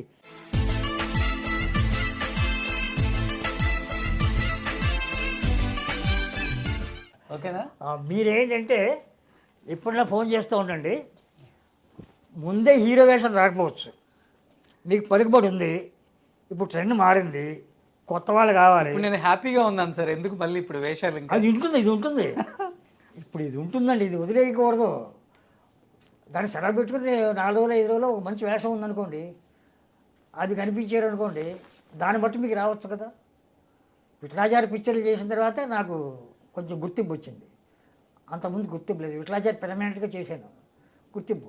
మాంత్రికుడు శిష్యుడు వేస్తే నేను వెయ్యాలి. మాంత్రికుడు మారుతాడు తప్ప ఆ వేషం మారుతాడు. త్యాగరాజు కావచ్చు, ఇంకోటి కావచ్చు, నేను మాత్రం మారను. సో హ్యాపీగా ఉండండి. హ్యాపీగానే ఉంటాను స్వామి. అందరి దయ వల్ల, మీ అందరి దయ వల్ల, బలం వల్ల 84 సంవత్సరాల్లో 30 ఏళ్ళ కుర్రాళ్ళ ఉంటాను. టాకింగ్ పవర్ ఉంది, వాకింగ్ పవర్ కొంచెం తగ్గింది, టాకింగ్ పవర్ ఉంది. ఏ ఇబ్బంది వచ్చినా కానీ ఫోన్ చేయండి. అయ్యో, మీకు ఫోన్పే ఉంది కదా? ఫోన్పే ఉందా? ఫోన్పే, గూగుల్ పే ఇవన్నీ ఉన్నాయా? ఏమీ లేవు. నా సెల్ మామూలు సెల్లు, ఓకే. 2 సెల్లు ఉన్నాయి. ఒకటి ఇంట్లో వాడుతుంటాను, ఇంకో సెల్లు మీకు ఇచ్చిన నెంబరు. ఏదన్నా ఉంటే ఫోన్ చేయండి నాకు. ఏమైనా ఉంటే ఫోన్ చేస్తా. నేను మీ అకౌంట్కి వేపిస్తాను, ఓకేనా? సరేనా? అంటే నా జీవితంలో ఇంతవరకు కూడా, ఈ క్షణం వరకు కూడా భగవంతుడి సాక్షిగా, సాయిబాబా సాక్షిగా ఎవరిని ఎంత నాగేశ్వరం అనుకో, నాగేశ్వరం అంటాడు, ఒక్క రూపాయి కూడా నా దగ్గర తీసుకోలేదండి. ఎవరిని ఫోన్ చేసి అడగలే. వాళ్ళు అప్పుడు ఈశ్వర్ గారు మీకు డబ్బులు వేసాను, మీ నెంబర్ చెప్పండి డబ్బులు వేయాలి అంట. నిన్న లక్ష్మీకాంత్ అని ఒక హీరో ఉండేవాడు కదా, ఆయన మొదట వచ్చినప్పుడు నేను 2 హీరో వేషాలు రికమెండ్ చేసి జర్నలిస్ట్గా ఆయన చేత వేయించాను. అందులో కన్నె వయసు అని, కన్నె మనసులు అని, కన్నె వయసు అతను పెద్ద పాప. ఆయన వేళ ఇక్కడ పెద్ద రియల్ ఎస్టేట్గా ఉన్నాడు. ఆయన ఇంటికి కూడా ఎప్పుడు వెళ్ళలేదు నేను. ఆయన ఇంటికి వెళ్ళకుండా 25 సంవత్సరాలు ఉన్నాను. ఆయనే ఓ రోజు ఇక్కడ ఫోటో స్టూడియో పెట్టాడు. మీకు నేను జీవితకాలం కృతజ్ఞత పడిపోయానని చెప్పి నాకు నెలకి ఆయనే నెల నాకు ఫోన్ చేసి బ్యాంకులో వేస్తూ ఉంటాడు. ఓసారి 2000, ఓసారి 1000 అలా వేస్తూ ఉంటాడు. అలాగే కృష్ణమురళి గారు 4-5 ఏళ్ళ నుంచి బ్యాంకులో వేస్తూ ఉంటారు. అలాగే మాయా చేసిన వాళ్ళు బ్యాంకులో వేస్తూ ఉంటారు. బయట తెలియని వాళ్ళు, సార్ ఏచూరి గారేనా, నా పేరు వెంకట్రావు అండి, నేను వైజాగ్ అండి, మీ ఫ్యాన్ అండి, మీ బ్యాంక్ నెంబర్ చెప్తారా? చెప్తాను. చెప్తే వాడేస్తాడు. ఇలాగ జరుగుతూ ఉంటుంది. అంటే లోటు లేకుండా వెళ్ళిపోతుంది. సూపర్ సార్, హ్యాపీగా ఉండండి. హ్యాపీగా మీ అందరి దగ్గర హ్యాపీగా ఉంటాను. Super, thank you so much.